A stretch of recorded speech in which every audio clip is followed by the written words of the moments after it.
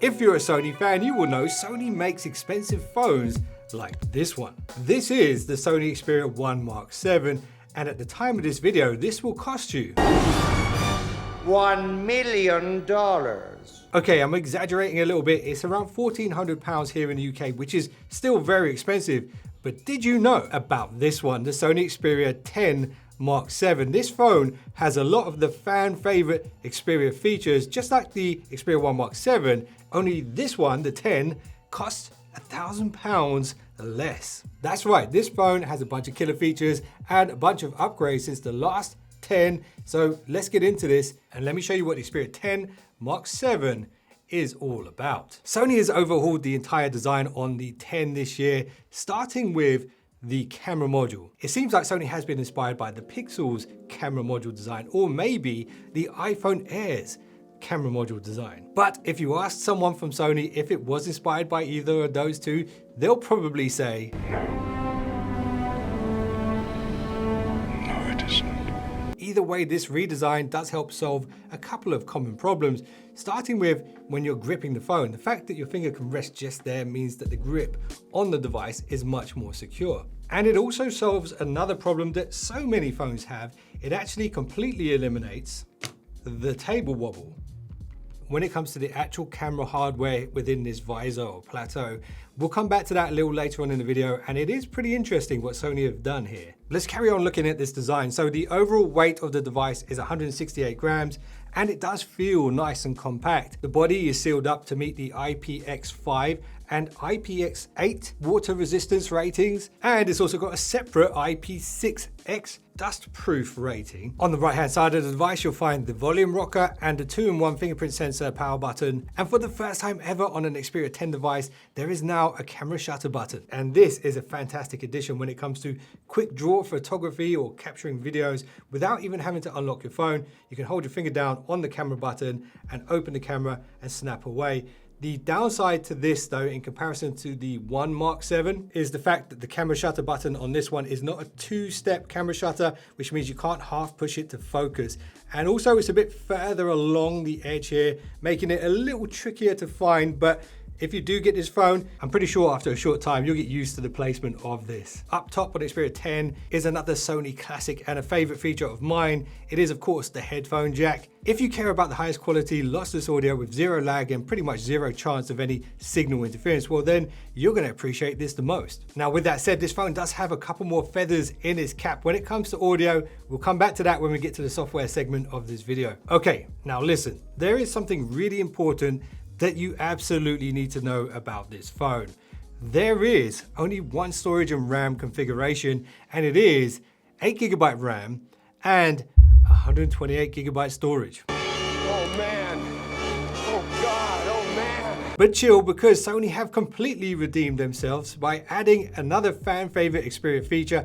I am of course talking about the toolless SIM tray that allows you to expand the memory on this device up to 2 TB. And what's really great about this is that it will allow you to transfer files and videos and photos back and forth between the device and the computer, or even between a pro camera and the phone very, very easily. Okay, now let's talk about one of the most important features on any phone, the display. Now looking at this phone, it's pretty safe to say that Sony are not afraid of adding a little bit of bezel, but in exchange for those thicker borders, there are some upsides. For example, a completely uninterrupted display, thanks to the selfie camera being hidden off the display on that top edge. And there is another fan favorite Xperia feature that benefits from the slightly thicker chin and forehead on this device. And of course, I'm talking about the forward-facing stereo speakers, which are definitely a better placement for audio when it comes to watching movies or gaming on a handheld device, because you're less likely to block the audio, and also the sound is coming straight at you and not off to the sides. And when it comes to watching movies, this is definitely a nice display for it. It's a 6.1-inch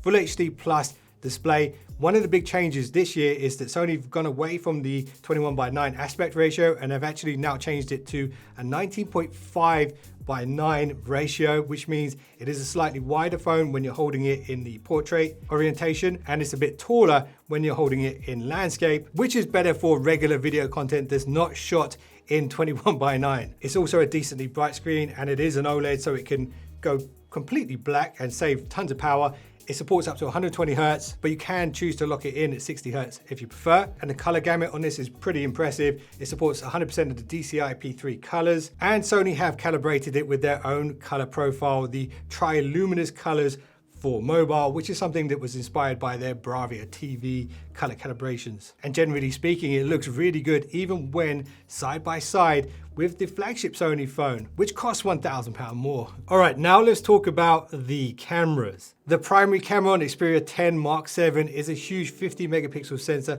It's 1/1.56 inch. It's an Exmor RS sensor, and this sensor is actually 1.6 times larger than the one on the previous Xperia 10. The lenses in front of the sensor gives it a 24mm focal length with an f1.9 aperture. And because it's a good size sensor, combined with the fact that it can capture 50 million pixels of data, means that it can double up as a telephoto. So you can go 2x all the way up to 5.1x here without losing too much detail because it's cropping in. Also, I have noticed that Sony seems to have improved quite significantly their post-processing software, especially when it comes to lower light photography.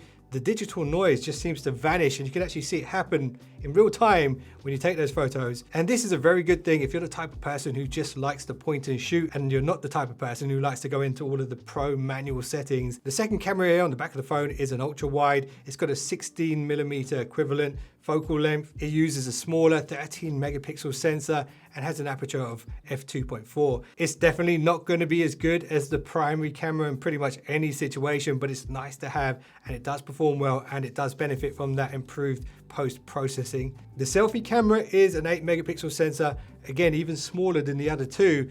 This one has an aperture of f2.0 and it's pretty good. It's good enough for what you need it for. And again, that post-processing definitely improves the performance from this sensor. When it comes to video quality from the Xperia 10 Mark VII, both the rear cameras can shoot 4K 30. The primary camera does have EIS and OIS for stabilization, and the selfie camera maxes out at 1080 30. And because Sony's photo, video, and gallery library of choice is the Google Photos app, this brings with it a bunch of really cool editing tools, including AI editing tools. These are actually some of the best in the game.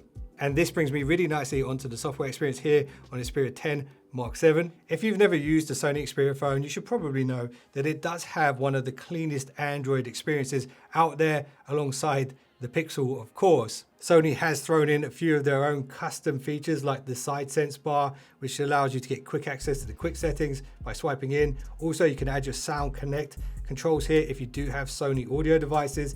This also allows for quick split screening of apps and recalling split screens, which is fantastic if you're into multitasking and things like that. And you can actually map what the gestures do here on the side sense bar if you want. There's a very subtle skin on the quick settings menus here and also the system settings. But apart from that, it's a very clean Android experience. And Sony give you a lot of options when it comes to pre-installed apps. You can actually opt out of all of them, but you do get this one here, the Video Creator, which is kind of standard. And this is great for anyone who makes short form or social media content. It's basically a video editing software specifically for that type of content. When it comes to software updates and security patches, you get 4 years of both. And of course, because this is a Google device, you get access to all of the Gemini features like Gemini Live.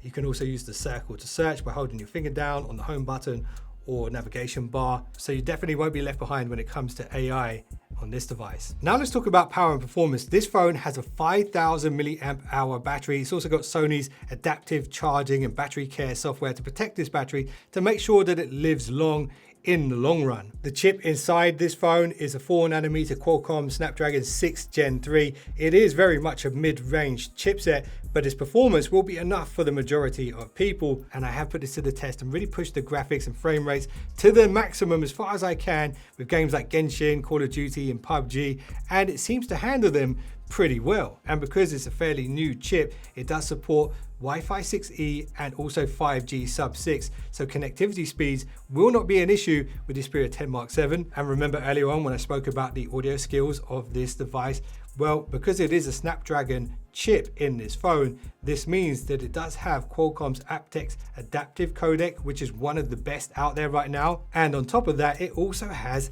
LDAC.